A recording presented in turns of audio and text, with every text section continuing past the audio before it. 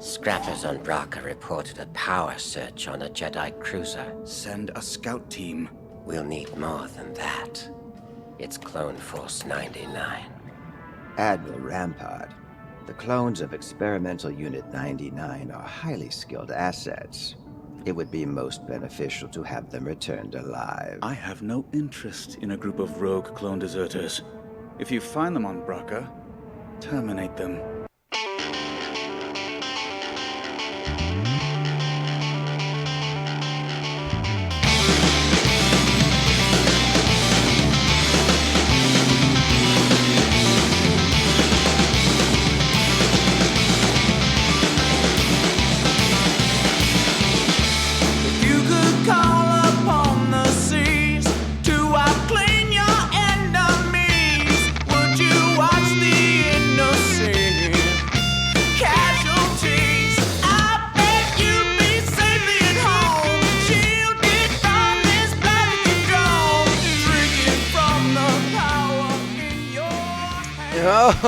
Oh, greetings, Bucketheads.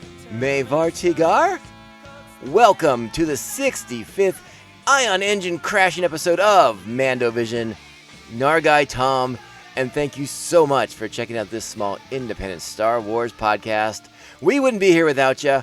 Remember, the best way to reach out to us is via social media at Mando_Vision on Twitter and Instagram. You can email the show, mandovisiontom@gmail.com. Hit me up with all your scathing diatribes. I want to hear them. I want to read them. I want to share them on the show. Please be sure to like, subscribe, and share this podcast with all the other Mandalorians in your covert. If possible or so inclined, and listening on Apple Podcasts, please give us those sweet 5-star reviews. They are the best way to help support small independent podcasts like us and help us stand out and not get lost in the shuffle that is the evil algorithm, the tyranny of the algorithm. Without you, we can't get that done. All right, we are here for another Bad Batch Friday episode review, and spoilers will abound as usual, but we're going to get to them early in this show because that's just how we're going to roll, because we just have to talk about it because it's so freaking awesome. This episode, I absolutely loved it so much, particularly the end when one of my personal favorites made their triumphant return to Star Wars animation. And yes, I'm talking about our favorite Duros. I am talking about Cad Bane. Woo! Did you see that one coming? I didn't see that one coming, but I loved it so much. What a delight. If you're listening back on the Clone Wars Rewatch podcast, we're in Season 2, and we spent a big chunk of time at the beginning of those recaps, of those rewatch episodes, talking about Cad Bane and just how much I dig that character, his Lee Van Cleef vibe, good, the bad, the ugly, the whole Western kind of vibe, cowboy, gunslinger thing he gives off. I dig it so much, and boy, did they use that to maximum effect in this episode. Holy smokes, was I excited for this one. All right, and in case, I guess I should tell you what episode. We should do the breakdown. We should get into the credits proper on this one. Let's kind of give you like the little you know what part I'm talking about right here. Now, this is where we tell you all the good stuff, all right? Season 1, Episode 8, Reunion. Original air date today, June 18th, 2021. Directed by Stuart Lee, written by Christian Taylor, story editor Matt Mishnevitz. Once again, our plot for this episode: the Batch finds themselves cornered on treacherous terrain, and boy, were they cornered on treacherous terrain! What a great action-packed episode of the podcast is action-packed too, but the Bad Batch today was just wow. We sort of maintained the similar story front like in previous weeks. Not so much of a B story going on here. Yes, we cut back and forth to Camino, and we followed Crosshair for a little bit, but it's all A story in this one. It's all the same thing. It's woo, and it's so good. Let's get into it. Before we get to the discussion proper, I do want to announce our cast for this episode, and because, hey, they deserve it. D. Bradley Baker once again as the Bad Batch and the Clone Troopers. Michelle Ang is Omega. Corey Burton back as Cad Bane and Scrapper number 3. Tina Huang is ESO2.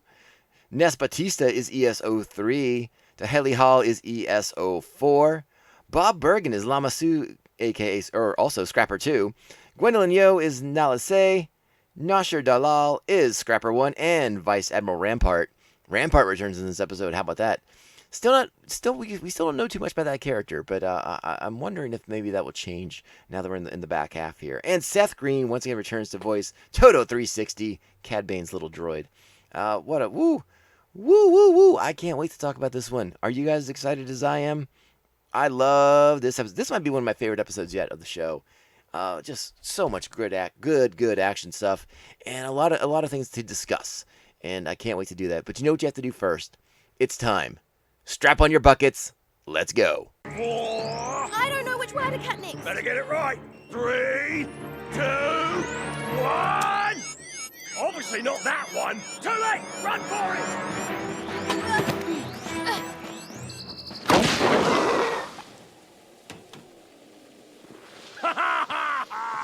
Gotcha. Why didn't it explode? Ha! Because it's a smoke bomb. All right, you probably remember at the end of last week's episode, the batch was detected by the Scrappers Guild, and they were going to report them to the Empire. Well, that's exactly where we pick up with the Empire fielding that report. We go back to Kamino, where the clone forces are still headquartered and hunkered down. Crosshair reports into Vice Admiral Rampart, who you will probably also remember. He is the one who started the chain tags, and he is also one of the biggest proponents of replacing the clones with a conscripted military, a recruited military. You know, they're there because they want to be there. They weren't born into it like the clones are.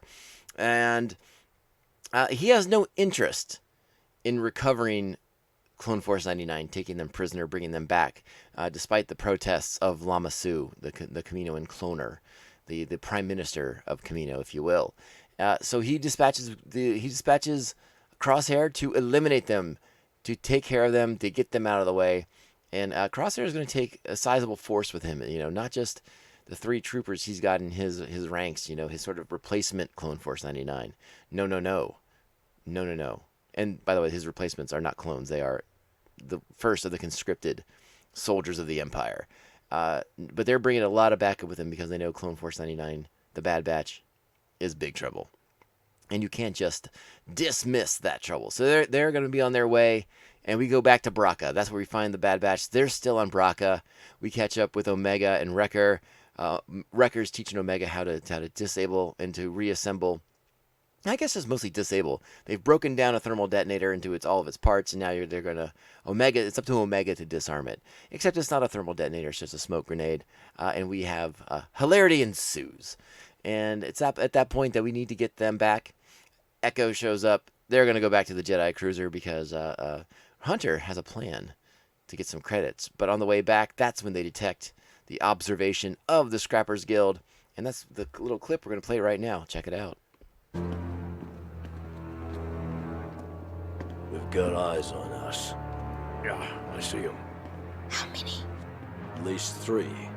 Stay casual. Wrecker, you ready? Waiting on you. And it's action time. Stun blast. Oh, no, you don't! Wrecker grabbing their hovercraft, pointed away. Going on a little bit of adventure. Rick is in pursuit. He says he has it under control. That's not comforting. Echo, get a visual. I'm on it.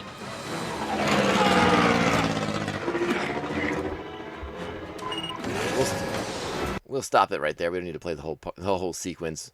But eventually they are able to stun and eliminate the threat of that Scrapper Guild member.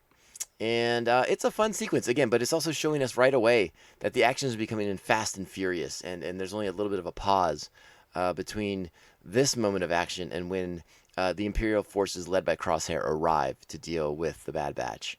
And it's a neat episode. I like this one. There's a lot of little character moments in here that I want to talk about, one of which is Echo.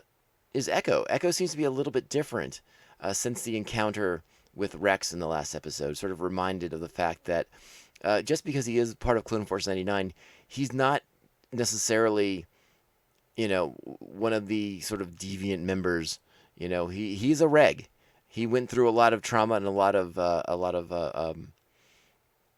stuff, and he's changed, but he's still a reg at heart. And I think hanging around with Rex in last week's episode is a reminder to him of being a soldier and getting back into the fight, because he sees Rex is still fighting for the Republic, and he's not joining this empire. He's fighting against it, still holding up to the ideologies, the principles of the Republic. And Echo wonders why they're not doing that, and he questions Hunter about that.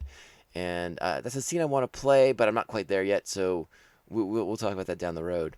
And then another little interesting sequence is when they're on the ship and they're attempting to recover the data core so that they can sell that. This is after Hunter has explained the plan. They're going to recover a lot of materials on here and become basically financially independent, pay off their debts to Sid, and be able to strike out on their own. They're gonna salvage this Jedi cruiser from the Scrappers Guild, which you can't imagine the Scrappers Guild is gonna like that. And again, they've already ratted them out to the Empire, so what else are they gonna do? But it's an interesting plan. But that is why Echo kind of questions it. It's like, why are we not just going with Rex and doing, getting back into the fight? But Hunter says that they have different priorities now. And I think that's going to come to a head at some point where there has to be a conversation. We talked about it, a few episodes back. What is the Bad Batch's mission statement going to be going forward? And I don't think Hunter's quite come to the conclusion. He hasn't made the decision yet of what that's going to be. But I think after the events of this episode, it certainly is going to help push him in one direction or the other. The other little bit of relationship I wanted to note, obviously we see Omega and Wrecker once again. They seem to be the two most childlike characters doing the most childlike things, right? Sort of teaching Omega, but sort of having fun at the same time, which is Wrecker's bag. Kind of an overgrown child that he is himself. But when they're on the bridge, when Tech and Omega are on the bridge trying to recover that data core, it's interesting to note Tech as sort of like the most removed from Omega. He is a very sort of, you can't say very sort of. That's not a good way to start a sentence. But he's very distant from Omega in a lot of ways. He's like the one member of the group who hasn't really bonded or connected with her. Echo has to a certain extent, but because I think he's a bit of a reg, he doesn't feel like that need to bond with her quite as strongly as maybe Hunter and Wrecker and them who've adopted her as this sort of like a stepsister, as a foster sister, basically. Because she is a clone and she's a very different clone, much like they are. But I think this also highlights the difference between Echo as a reg. But you have to look at the social outcastness of Tech at this point and wonder why he hasn't had sort of like that bonding moment with Omega. He seems willing to teach her things, but he's a very emotionally distant clone trooper, and you wonder if that's going to change at some point, or if it's just because his fascination with information technology is all consuming. All right, so let me go ahead. We're going to go back a little bit. I want to play that section where the batch is talking. They're making their plans to recover weapons and technology from the Jedi cruiser here, and you'll hear Echo's objections, like we mentioned. And I think it's really interesting stuff. So I wanted to play it for y'all. Check it out. How? Tech, what's the potential haul inside this cruiser? My scans indicate the armory and artillery bay have not been fully offloaded. The Dianoga must have kept the scrappers away. Pause right there. Dianoga, confirmation that we were right last episode. That was indeed a Dianoga. So, yay to us who believed and knew that it was a Dianoga. All right, let's check out the rest of the scene. Just a few of those weapons should clear our debt with Sid. We're soldiers, not arms smugglers. That's Echo. There's no Republic for us to rely on anymore. We're presented with an opportunity here. We have to take it. I would also add that the intel from the bridge's central system has the potential to be worth far more than any weapon. Not to me. Tech, get to the bridge, get the power online, and whatever intel you can gather. What do we do about them? We'll grab what we need and be gone before they even wake up. All right, so the batch is going to go about their job. Like I said, Echo puts up a bit of a protest, and I think he puts up more a little bit later. So we'll check that out when we get to it. Don't worry about that. All right, so here's the extended bit of that conversation. They're down in the hold. They're recovering the weapons. Found a box of thermal detonators. They got some proton torpedoes. All kinds of good stuff that they're going to be able to sell. And Hunter and Echo are going to have a little bit of a chat. More of a chat about their role and what they're doing. Check this out. With a hole like this, Sid'll owe us for a change. If we'd left with Rex, we wouldn't have to owe Sid at all. He's on a different path than us. Hunter, we're soldiers. What other path is there? It's definitely something for Hunter to think about. Very much so. At this time is also when Echo calls for Omega to come help him on the bridge. I think it's because he knows Omega is obviously the next most tech savvy person on the squad, on the team. There's an interesting part here too while they're on the bridge where Omega looks out over the wreckage of all these starships and attempts to ask Tech about the war and what was it like, and he gives a very by the numbers sort of answer about mission parameters and blah blah blah. It's a very cold, calculated, almost like a robotic sort of answer, as opposed to like the emotion and the turmoil and toll that it took on potentially on his psyche, or even in a physical sense. But I like the way that Omega sort of surveys the damage and sort of, I think you can tell she's sort of calculating the just massive loss of life that must have occurred during the Clone Wars. Very, very cool little moment for the character. Why is this button blinking? That's the proximity sensor. It signals when there's an approaching vessel. It's most likely a short circuit. Hunter, we've got company.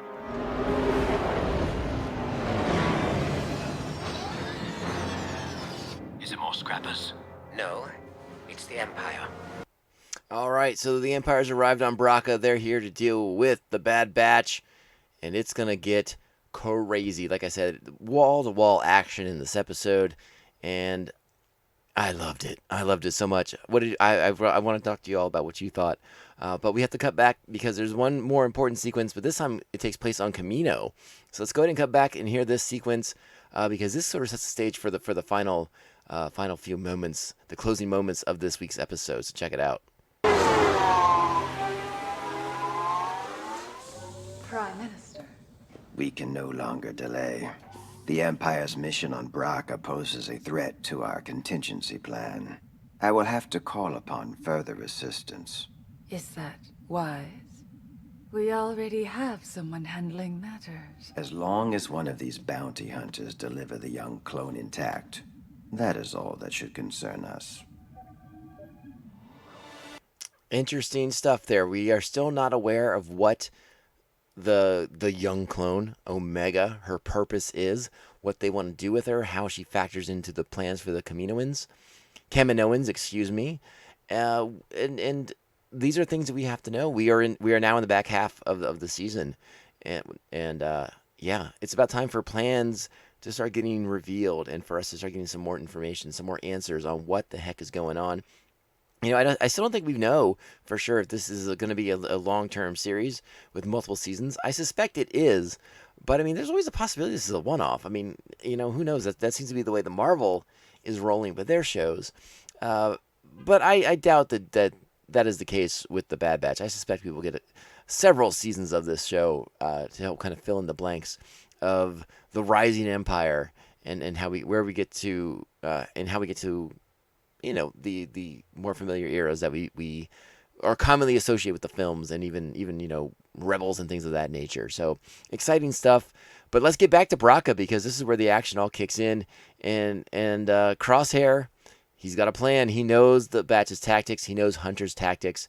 And he seems to be, at least one step ahead of them, possibly two steps ahead of them at various times because the Batch cannot seem to get away. They continue to run into Imperial forces every turn they make. Every time they think they're going to make it out, Crosshair closes that entry point or exit point on them, and battle begins. It ensues. Bad Batch killing more clones, and yeah, just like I said, just really intense action stuff. And yeah, let's get into it. So I want to play this part. This is the first confrontation directly with Crosshair. The first time they've seen him since the big escape. Back in the premiere episode, the big long 70-minute one, and it's not like the episode is titled, it is reunion, but I don't think it's the reunion that any one of them wanted. And we're going to talk about this scene, but I want to go ahead and play this out here. Check it out. Tapping our comms to track our movements. So predictable. Huh. Nice to see you too, Crosshair. Echo, scomp in and reroute reserve power to the cannons. If these cannons fire, this whole deck will collapse. Exactly. Look at you all, scavenging like rats. How pathetic. Why come after us? You're traitors. Move into position. All right, this is where we get a great action sequence. Echo's going to get those cannons afire. It's going to send the rusted scaffolding down upon the clone troopers, upon Bad Batch 99, but it's going to allow them the window to escape. It's a really great sequence, but you know, that scene illustrates like what we talked about, how Crosshair knows their tricks, knows their tactics, monitoring the comms, and is one step ahead of them, able to get ahead of them. But the batch being smaller and still craftier than these regular clones and the Imperial forces in general, are able to kind of manufacture exits and by the skin of their teeth, no doubt about it. It's many close calls, and we haven't even gotten to the ion engine just yet, but we're gonna get there in a sec. Actually, we have one more scene to play first, from the standoff against Crosshair and his forces, where they attempt to persuade him with information about the chip. Check it out. Done. Crosshair, wake up. You're being controlled by an inhibitor chip. He's telling the truth. The Kaminoans put chips in all the clones. Remember what I told you in the brig? You can't help it. Aim for the kid. Boom. Rough. Your issues with me. Hurry up, not her. Systems online in 3. I suggest you drop your weapon. All right, there we go. There's the cannon firing. That's going to allow the batch to make their escape. So again, we have to talk about it again. It sort of comes to a head in this episode a bit. You know, they present Crosshair with this information about the chip. He doesn't seem fazed by it. I sort of think he's all too aware of it. I'm not 100% certain that the chip is what is necessarily pulling him to the Imperial side of things.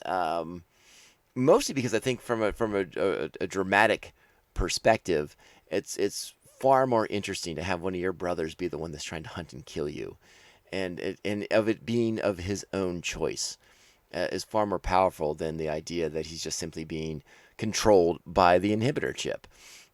Will they go that route, or will it turn out to be like once they get him in the machine and remove the chip, it's all good and bad? You know, the Clone Force 99 is back together again at full strength.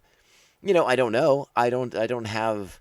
I'll be fine with that if that's the route they decide to go. But I think for dramatic tension's sake, and this is an episode that is packed with dramatic tension, I think it is a much more fun and interesting avenue to explore.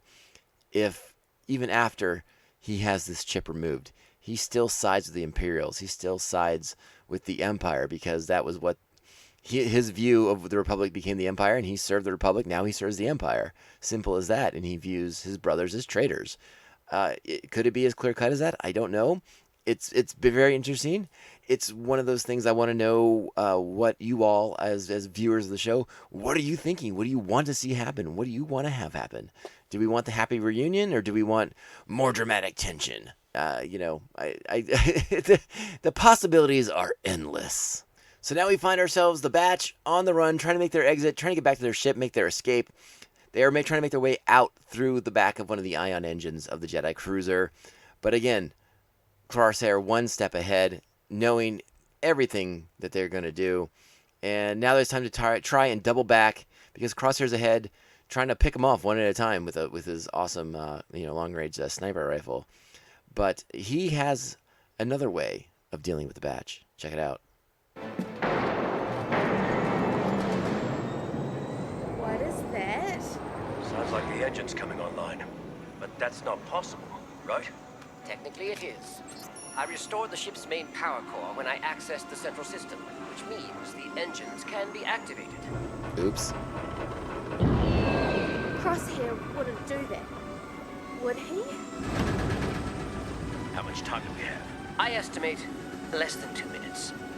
All right, so the batch has to now figure out how they're going to escape from this death trap that Crosshair has them in. He's going to burn them alive in an ion engine, completely incinerate his brothers, people he's known his entire life and has gone on countless missions with, served in the Republic with, and he's going to incinerate them with no hesitation whatsoever.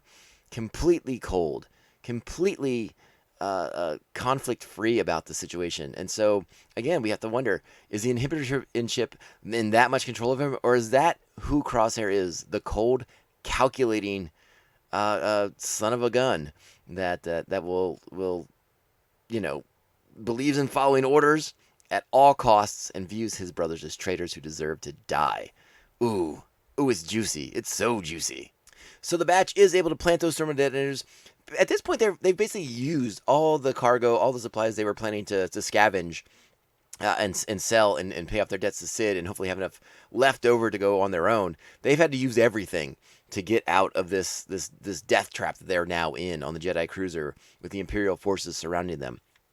They use the thermal charges. They blow up a part of the section of the ion drive that they're in, of the ion engine that they're in, send it crashing down. Crosshair badly wounded in the scuffle as his forces feel the brunt of that ion engine once that cone is off and they get the full force of that thing in their face for a bit.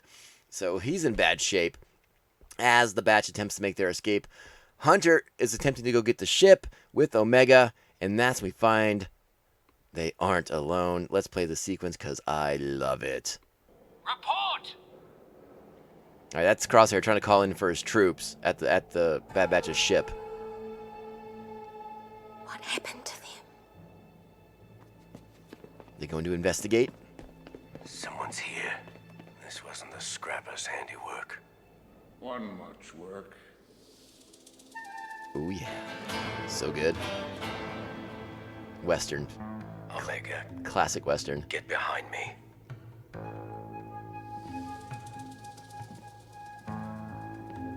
Cad Bane's looking good. I should pause it right here. This is the first time we're seeing Cad Bane in about 9 years. If memory serves, he did not appear on Rebels, and it was a couple of seasons. He was not in the final season of the Clone Wars. So yeah, it's been a stretch since we've caught up with Cad Bane, and I love this character. Our favorite blue skin Duros, and Lee Van Cleef inspired, the good, the bad, the ugly, and again the Western vibes coming off of this sequence, of this scene, are so awesome. I love it so much. You get like sort of that Enrico Morricone-esque music score here from Kevin Kiner, and it's just awesome. And I love Cad Bane, the way he just kind of lays it all out there. Check it out. I've taken down so many clones over the years. Once you figure out one, the rest are easy. You're in for a surprise. I doubt that. He's a bounty hunter. Ain't you smart? The kid's got it all figured out. You're in trouble now. Who hired you? Son, that's confidential information. Now hand her over. She's with us. She's not going anywhere. That's unfortunate. For you. All right, here we go. We're getting our Western standoff here. I'm going to pause it once again because I do want to mention, take a look at Cad Bane. His appearance is slightly different than when we caught up with him last. He doesn't have the jacket anymore, and he looks like he's put some upgrades on as he's gotten a tad older, as the galaxy has moved on around him, but is still as cunning and lethal as ever, which is just so awesome to see. And again, we're gonna get the classic Western standoff here. And it's not going to go... Spoilers, it's not going to go Hunter's way. Check it out.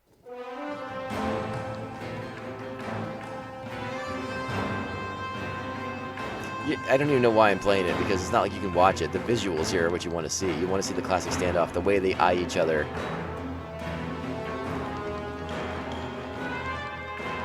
It's the quick draw moment. Who's going to pull first?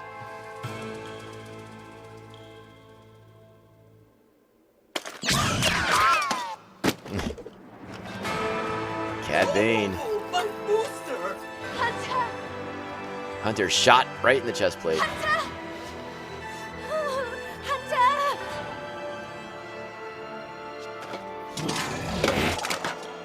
Alright. Sorry. And her power bow taken away. Oh, I gotta back that up though, because you gotta hear Cad Bane say his line. Sorry, little lady. And then stun blast to Omega. Really, really good stuff. I love that sequence so much, and that takes us to, again, the action-packed escape that the Batch must make to get away, because Crosshair is not giving up. He is relentless in the quest to find his brothers.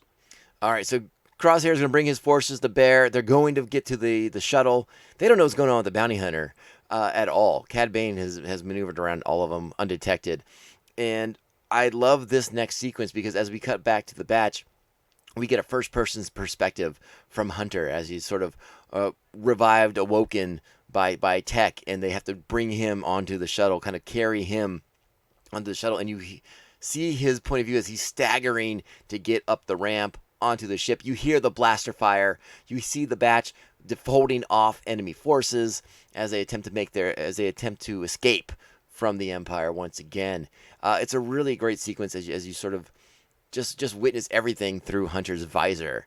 I thought that was really, really well done. I'd love to see more stuff like that when the opportunity arises. Obviously, you don't want, that's not a trick you want to overuse, but I thought it was really, really effective to show just how damaged Hunter is after his duel with Cad Bane. And the Batch is able to make their escape, no surprise there. But yeah, he has to tell the rest of his brothers that they've lost their little sister, and yeah, there's feelings about that. Let's just check it out. He took Omega. Who? Crosshair? No.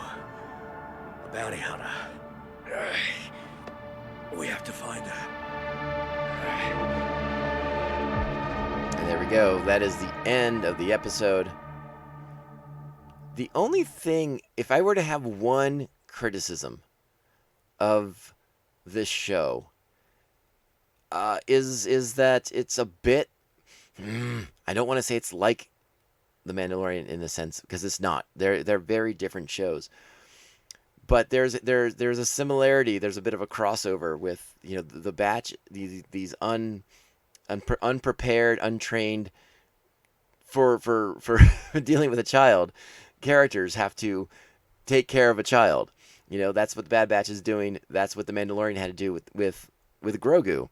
And there was all the talk about how they had to put a pause, a little bit of a delay in the Kenobi series because they had to rework that script or the plot of that series.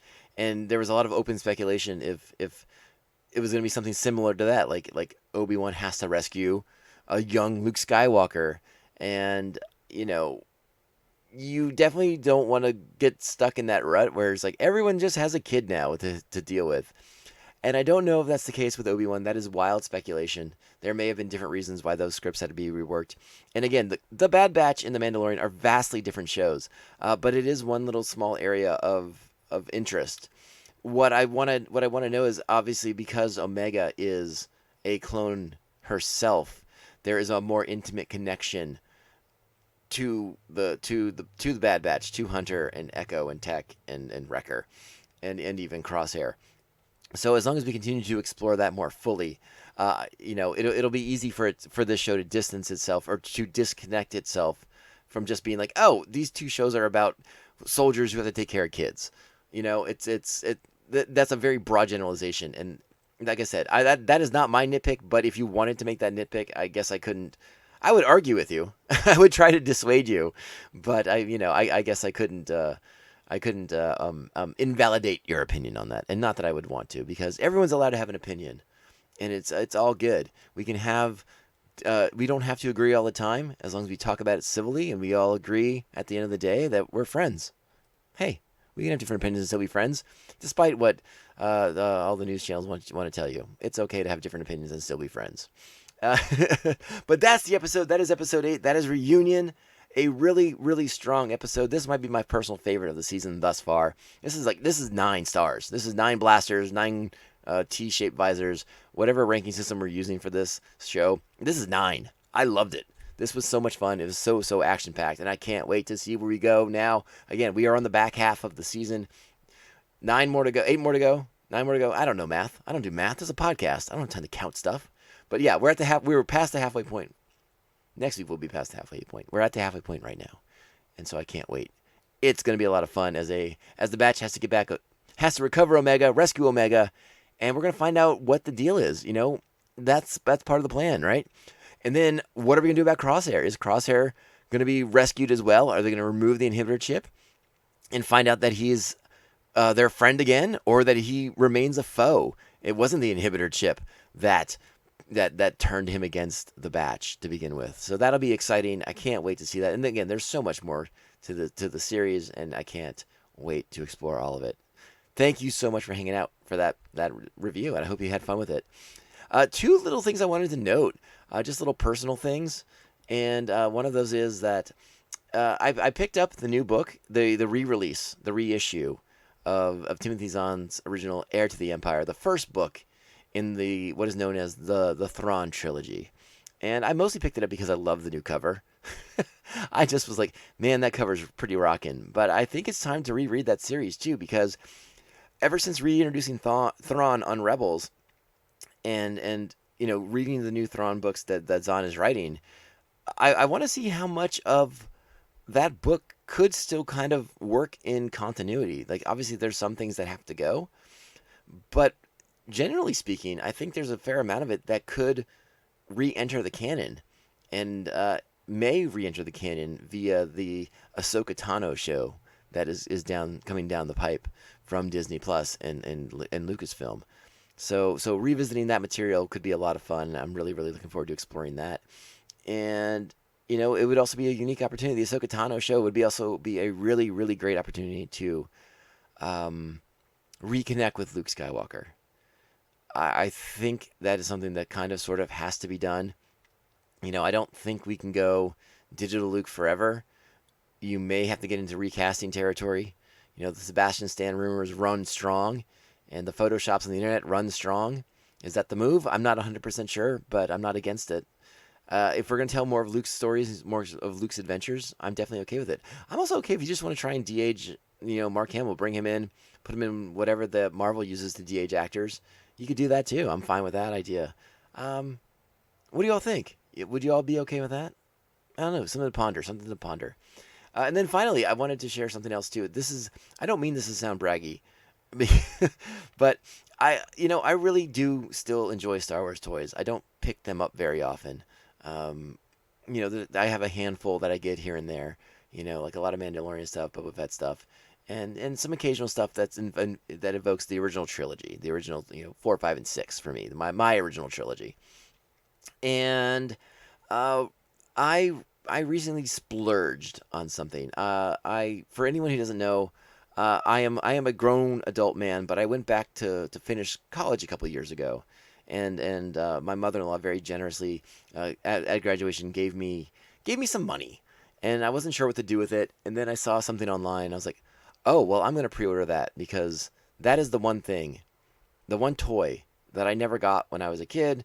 I never got through the various reissues over the years, and now they're bringing it back again, and I'm all in. I want it now, and I have some money burning a hole in my pocket. So I picked up the new version, the new reissue from Kenner of Slave One, and I'm so excited about having it. I really am. It was like one of the few. You know, I didn't have all the Star Wars toys as a kid. You know, but we had plenty. We had a lot. We had X-Wings and TIE Fighters and all kinds of good stuff like that. But never had Slave One, and it's absolutely one of my favorite things in Star Wars Galaxy. And to have the toy of it now, oh, I can't even tell you how excited I am. And I'll post pictures of it online shortly. But it's a real treat to have it, and I just wanted to share that with all you wonderful people who listen to this podcast. So thank you all for listening to the podcast. You are the best. If you're a new listener, welcome aboard. I hope you enjoyed this one, and hope you stick with us for the foreseeable future, because we plan on having a lot of fun on this podcast. Not just reviewing episodes of the Clone Wars and the Bad Batch and every Star Wars show ever made, but we're gonna have other Star Wars discussions as well, and it's gonna be a lot of fun. Big plans. So I hope you stick with us, and I hope you're having a good time with us while you're here. We'll be back very soon. Again, Mondays are Clone Wars Rewatch Mondays, and then we have Bad Batch Fridays. That's the plan for right now, but there'll be more coming soon. Don't worry. Thank you all so much for listening. Hope you have a great weekend. See you on Monday. Remember, this podcast can only end one way, and this is the way. This is the way. This is the way. This is the way.